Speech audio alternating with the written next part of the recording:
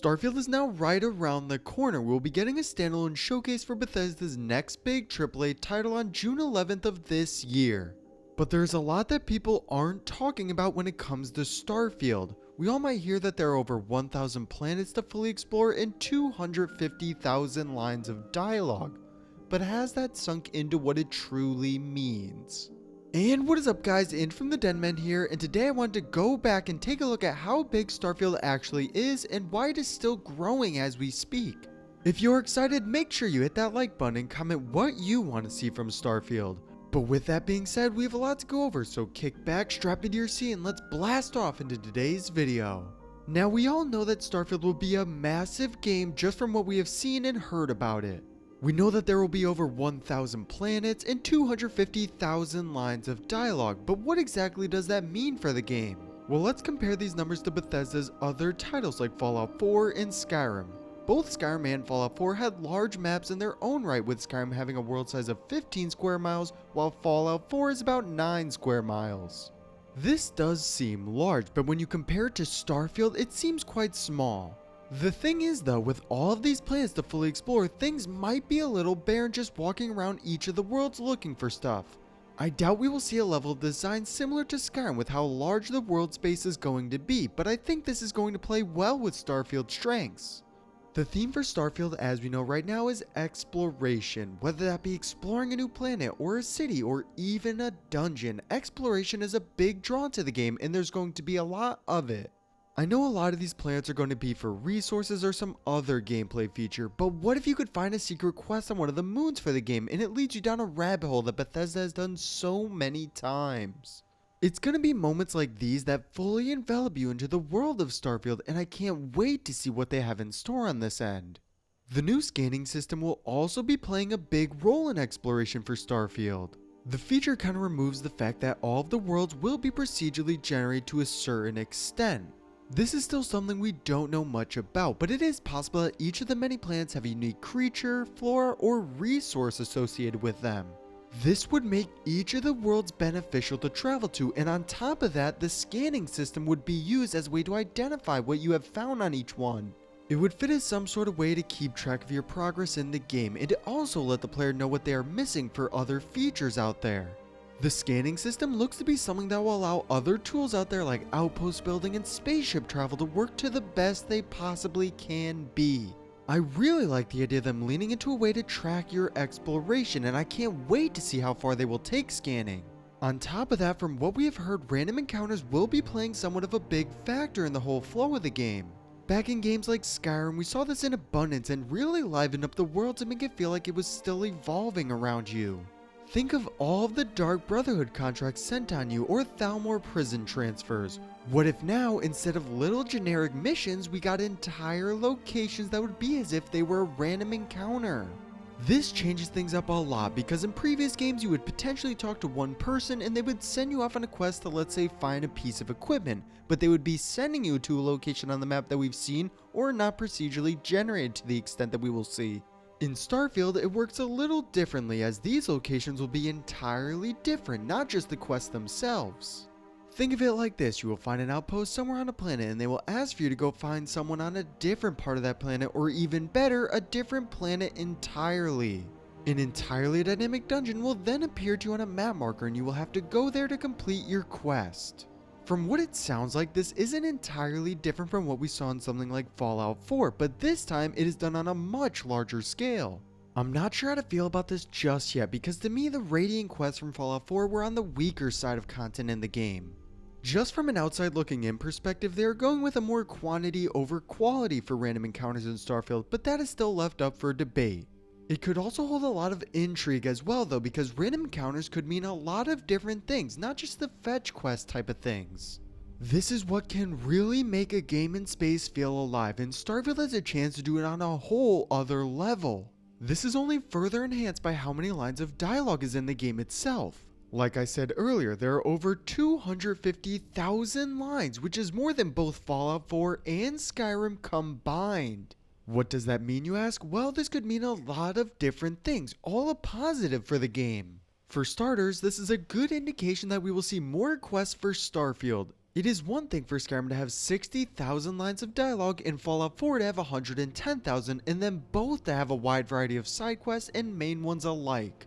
But when you near double that number, there's a good chance that we'll see a lot more than both those games. Just think about the possibilities we could be seeing. I don't think it has hit fans just yet on how much we will actually be seeing because of how they are marketing it, but it is definitely coming. Think about the many great games coming from Bethesda, and most of the time the best moments are the ones where you have the choice on how things play out.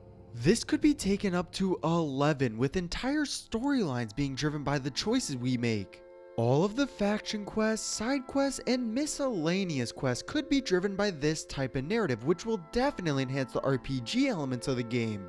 This goes further than just more quests though, because we need to see consequences of our actions with these factions and a lot of different choices to pick from. With each faction we are able to join, there needs to be diverging storylines that contain a lot of different choices. Then from those decisions the player makes, we would be able to see certain consequences spread from that. Bethesda has stated they are going the more RPG route in Starfield, and there's no better way to show it than a lot of consequences through the actions we take. This will also help a lot with replayability as well. If we see more choices, then there will also be more paths to go down and explore, which will overall make the world of Starfield that much better. So we know that the world spaces are getting massively larger, but its cities are going to be a lot more substantial as well. We know there will be 4 major ones, with New Atlantis being the largest we have seen in any Bethesda game. That's right, think of the Imperial City, and much more than that, then you will get New Atlantis. With there being such a small amount of cities in Starfield, I think we will be seeing them more developed than what we saw in previous ones like Skyrim. One of the biggest criticisms of Skyrim was the lack of memorable cities, and here we could see them get much better. I could only imagine the level of depth we will be seeing, and that gets me very excited for Starfield. On a side note, from what we have seen just from the little gameplay we have gotten, each of these cities have a different feel that separates them from each other. Take New Atlantis for instance. It appears to be this utopian society led by the United Colonies. Then we take a look at something like Aquila City and it has more of that western vibe to it. It will only diversify each one a little more and make something like Neon City feel more refreshing.